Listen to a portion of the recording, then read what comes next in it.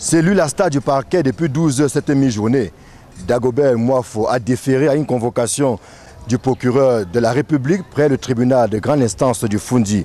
Bled, comme on l'appelle, a été sorti de son lit d'hôpital du centre hospitalier universitaire de Yaoundé après que le procureur de la République ait reçu des assurances du corps médical de ce qu'il était en capacité morale et physique de se rendre par lui-même ici au parquet du tribunal de grande instance du Foundi.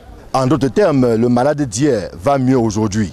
Des témoins qui l'ont vu arriver nous ont fait savoir qu'il ne montrait aucun signe d'inquiétude. Il était simplement tenu en respect par des policiers qui l'accompagnaient, lesquels s'occupent de sa sécurité et de sa surveillance depuis son admission au CHU de Yaoundé. C'était samedi dans l'après-midi. Depuis son arrivée, le présumé assassin du petit Matisse a été jeté en cellule où les visites lui sont interdites. Seules quelques personnalités et privilégiés ont été autorisés à voir à quoi il ressemble.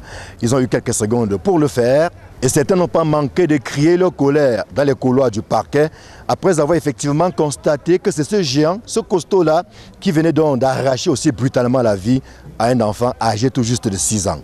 Sur la base des éléments d'enquête en sa possession, il est donc question pour le magistrat Ndindi de décider de son sort, soit de le renvoyer pour complément d'enquête si cela est nécessaire, soit alors de le faire passer la nuit dans les cellules du parquet, le temps d'y voir plus clair demain.